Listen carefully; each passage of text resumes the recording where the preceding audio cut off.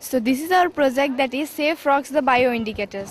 Actually no one is concerned that how much the frogs are useful to us, but we have tried here to mention that the frogs are useful to us in many ways. That is, they help us in maintaining our ecosystem, that is our eco balance in our food chain. Actually there are various factors causing frog decline, such as overexploitation, pollution, climate change, habitat destruction, chemical contaminant, radiation, fungal disease, and introduced species. The frogs eat various small insects, and the frogs are eaten by various animals like snakes, birds, and even monkeys. So if there is disappearance of the frog, then surely there will be a negative impact on the food chain. So here we have tried to mention how the frogs are useful to us.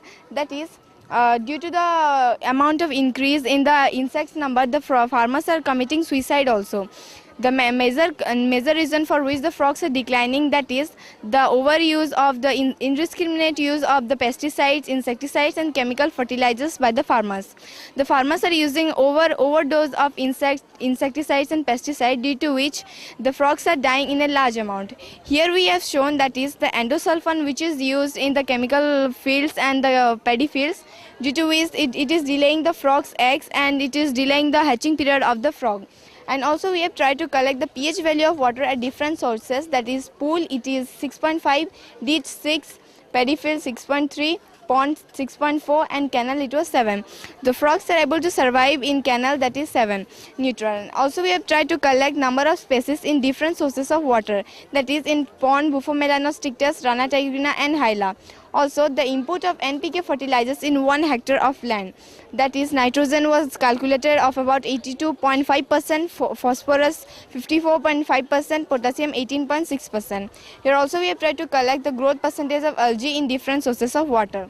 And here we have tried to collect the important data, that is the yellow stem borer worm insect, which is damaging the stem area of the plant, and another insect, that is gall maize, which is damaging the leaf area of the plant. These are very harmful to the plants, as the plants are being damaged by this all type of insects. For this growth of the proper growth of the plant, or for the good production of the plant, the farmers are using a lot number of pesticides and insecticides, and due to which the frogs are declining nowadays. Also we have tried to survey about the pH testing, that is we have tried to collect the water sample.